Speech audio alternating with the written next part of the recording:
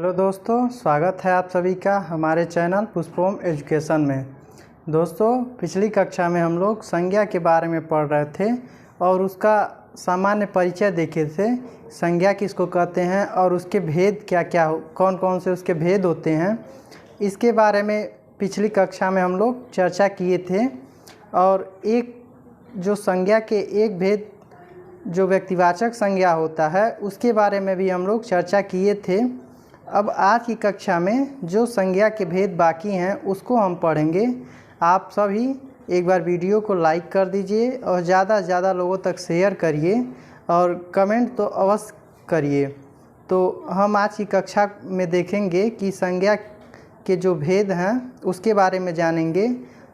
व्यक्तिवाचक संज्ञा क्या होती है इसके बारे में चर्चा हो चुकी है कि व्यक्तिवाचक संज्ञा जिसमें किसी व्यक्ति विशेष की बात की जाती है, जिसके विभिन्न तरह से आपको उदाहरण भी बता दिए गए हैं ताकि जब भी परीक्षाओं में इनमें से कोई भी उदाहरण यदि पूछ लेता है, जैसे देश के नाम, त्यौहार के नाम या फिर दिशाओं के नाम, नदियों के नाम और पर्वतों के नाम, यह सभी व्यक्तिवाचक संज्ञा के अंतर्गत आती हैं। तो इन सभी चीज़ों को आप ध्यान में रखिए। और फिर उसके आगे का जो भेद आता है जातिवाचक संज्ञा, उसमें किसी एक व्यक्ति की बात की जाती थी, इसमें जात की बात की जाती है। इसमें जात की बात की जाती है। इसका परिभाषा कुछ इस प्रकार है: जिन संज्ञाओं से एक ही प्रकार की वस्तुओं अथवा व्यक्तियों का बोध हो उन्हें जातिवाचक संज्ञा कहते हैं। व्यक्तिवाचक संज्ञा में क्या होता था कि जिससे किसी एक वस्तु या व्यक्ति का बोध होता है उसे हम व्यक्तिवाचक संज्ञा कहते हैं। लेकिन इसमें क्या कह रहा है कि जिन संज्ञाओं से एक ही प्रकार की वस्तुओं अथवा व्यक्तियों का बोध हो, इसमें क्या होता है कि जिन संज्ञाओं से किसी एक ही प्रकार की व्यक्तियों या वस्तुओं का बोध होता है उसे जातिवाचक संज्ञा कहते हैं। जैसे मनुष्य, घर, पहाड़, नदी इत्यादि। मनुष्य का हम नाम लेते हैं तो पूरी मनुष्य जाति आ जाती है, उसमें पूरे मनुष्य आ जाते हैं। यदि किसी का नाम राम, श्याम, सीता, गीता इस प्रकार से है तो ये सभी मनुष्य के अंतर्गत आ जाते हैं, यानी मनुष्य एक जाति होती है, इसमें नामों से कोई प्रभाव नहीं पड़ता। इसी प्रकार लड़का, लड़की, उसमें नाम से कोई मतलब नहीं है। यदि लड़का है तो उसमें पूरे लड़के जाति का बोध होता है इसमें। यदि घर है तो घर कैसा घर, सभी प्रकार के घरों का बोध हो रहा है, यानी पूरी जाति का ही बोध होता है। जातिवाचक संज्ञा में किसी एक संज्ञा से उस व्यक्तियों और वस्तुओं की पूरी जाति का ही बोध होता है। तो इसमें मनुष्य यदि है तो मनुष्य में पूरी मनुष्य जाति आ जाएगी, चाहे उसका नाम कुछ भी हो, इससे मतलब नहीं है। और घर में सभी प्रकार के घर आ जाएंगे। फिर यहाँ पे दिया है पहाड़। पहाड़ के अंतर्गत यदि जातिवाचक संज्ञा में पहाड़ शब्द का प्रयोग होता है तो उसमें सभी पहाड़ आ जाते हैं, चाहे उसके कोई भी नाम हो। अभी व्यक्तिवाचक संज्ञा के अंतर्गत आप लोगों ने पहाड़ों के नाम देखा, जिनमें से हिमालय और विंध्याचल, अलकनंदा इस प्रकार नाम था। तो यदि जातिवाचक संज्ञा में क्या होता है कि इन सारे नामों के लिए एक शब्द प्रयुक्त होता है पहाड़, यानी ये सभी पहाड़ के अंतर्गत आते हैं। तो यही होता है जातिवाचक संज्ञा कि जिन संज्ञाओं से एक ही प्रकार की वस्तुओं अथवा व्यक्तियों का बोध हो। यहाँ पे देखेंगे कि जिन संज्ञाओं से एक ही प्रकार की वस्तुओं या व्यक्तियों का बोध होता है उसे जातिवाचक संज्ञा कहते हैं। यहाँ एक ही शब्द है मनुष्य, लेकिन ये पूरे जाति का सूचक है। यहाँ एक शब्द है घर, ये भी पूरे सारे घरों का सूचक है। और यहाँ पे पहाड़ और नदी दो चीज़ें दी हैं, तो पहाड़ के अंतर्गत सारे पहाड़ आ जाएंगे और नदी के अंतर्गत सारी नदियाँ आ जाती हैं। जितनी भी नदियाँ हैं, गंगा, जमुना, सरस्वती, ब्रह्मपुत्र, नर्मदा, ये सारी की सारी नदी जाति के अंतर्गत सभी आ जाएंगे। तो ये था जातिवाचक संज्ञा के बारे में और इसकी परिभाषा थी, इसके बारे में आप लोगों ने देखा। अब नीचे क्या है कि जातिवाचक संज्ञाएं निम्नलिखित स्थितियों की होती हैं। इसको भी हम लोग देख लेते हैं कि जातिवाचक संज्ञाएं निम्नलिखित स्थितियों की होती हैं। यहाँ पे दिया है संबंधियों, व्यवसायों, पदों और कार्यों के नाम, यानी ये सारी चीज़ें जातिवाचक संज्ञा के अंतर्गत आती हैं। इसको भी एक चार्ट के माध्यम से आप समझ लेंगे, क्योंकि मैं शुरू में ही बताया हूँ कि इससे यदि प्रश्न बने, यदि कोई उदाहरण भी आता है व्यक्तिवाचक और जातिवाचक संज्ञा में, तो इसमें बहुत बारीकी अंतर होता है। तो यदि इन सब चीज़ों को आप समझे रहेंगे तो कहीं कोई कन्फ्यूजन उत्पन्न नहीं होगा और आप सही से सही क्वेश्चन करके आएंगे। तो इसमें कुछ नाम दिया है, जैसे बहन, यह संबंधियों का नाम है, और यह मंत्री, यह एक पद का नाम है, और जुलाहा यह व्यवसाय है, और ठग यह कार्य है, प्रोफेसर जो है यह भी एक पद है। तो इसके अंतर्गत बहन, मंत्री, जुलाहा, प्रोफेसर, ठग ये सभी जातिवाचक संज्ञा के अंतर्गत आएंगे। तो इसको भी आप ध्यान में रखेंगे। फिर क्या आता है, पशु पक्षियों के नाम, ये भी सभी जातिवाचक संज्ञा के अंतर्गत ही आएंगे, जैसे घोड़ा, गाय, कौवा, तोता। ये सभी पशु पक्षियों के जो नाम हैं ये सभी क्या हैं, यदि पक्षियों के नाम यदि हम पक्षी कह दिए तो पक्षी के अंतर्गत सारी पक्षियाँ आ जाएंगी, यानी ये पक्षी जो है यह एक जातिवाचक शब्द है, यानी पक्षी हम कह देने से पूरी पक्षी जाति का बोध हो जाता है।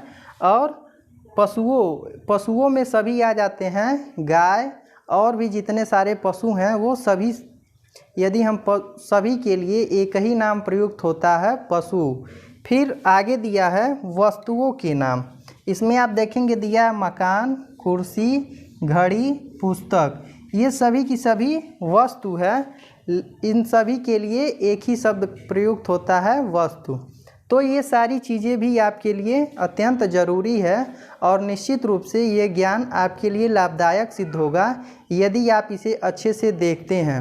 अब इसके आगे का जो भेद आता है उसे हम समझने का प्रयास करेंगे। अब हम संज्ञा के अगले भेद को समझेंगे। आप लोगों ने जातिवाचक संज्ञा को विस्तृत तरीके से समझा। अब हम भाववाचक संज्ञा के बारे में समझेंगे। भाववाचक संज्ञा यानी जिसमें भावों की बात की जाती है वो क्या है, वह भाववाचक संज्ञा है। यदि आप संज्ञा के भेद को अच्छे से पढ़ेंगे तो नाम से ही, यानी इसको बहुत ज़्यादा रटने की या आवश्यकता नहीं है, क्योंकि व्यक्तिवाचक, जातिवाचक, भाववाचक और द्रव्यवाचक, इसी से ये सारे नाम स्पष्ट हो जा रहे हैं। यानी यदि आप व्यक्तिवाचक कहते हैं तो किसी व्यक्ति विशेष का, जातिवाचक कहते हैं तो पूरी जाति का, और भाववाचक कहते हैं तो भाव का, यानी इससे स्पष्ट हो जाता है। कुछ शब्द ऐसे होते हैं कि जो शब्द पढ़ने से ही उसके अर्थ स्पष्ट होने लगते हैं, तो उसी प्रकार ये है भाववाचक संज्ञा। इसकी परिभाषा है कि जिस संज्ञा शब्द से व्यक्ति या वस्तु के गुण या धर्म दशा, इसको आप ध्यान देंगे कि जिस संज्ञा शब्द से व्यक्ति या वस्तु के गुण या धर्म दशा अथवा व्यापार का बोध हो उसे भाववाचक संज्ञा कहते हैं।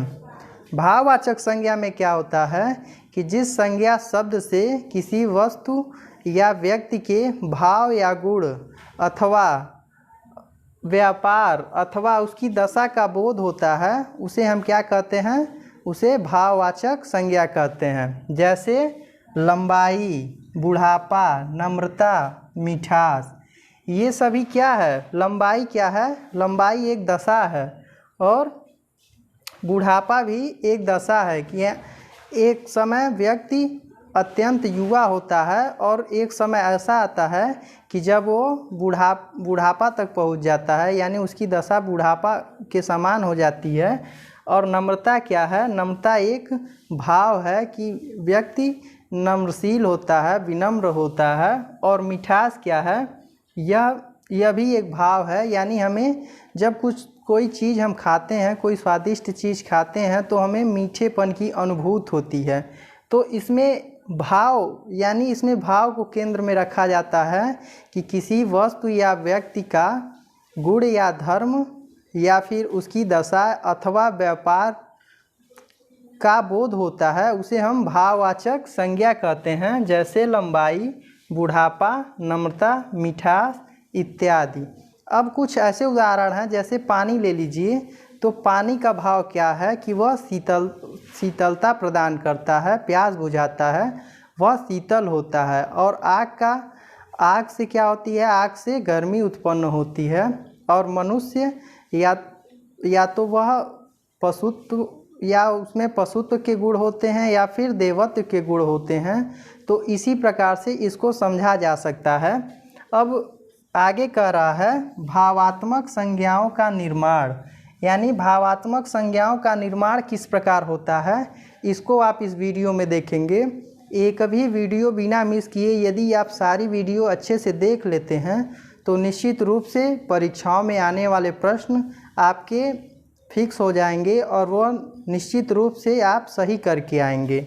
अब इसमें दिया है जातिवाचक संज्ञा से, यानी जातिवाचक संज्ञा से बूढ़ा क्या है, बूढ़ा एक जाति है और मित्र एक जाति है। यह दोनों क्या है, एक जाति हैं। यानी बूढ़ा तो यदि हम किसी के लिए बूढ़ा प्रयोग करते हैं तो उसमें समस्त बूढ़े आ जाते हैं, और किसी एक मित्र के लिए प्रयोग करते हैं तो उसमें सभी मित्र आ जाते हैं।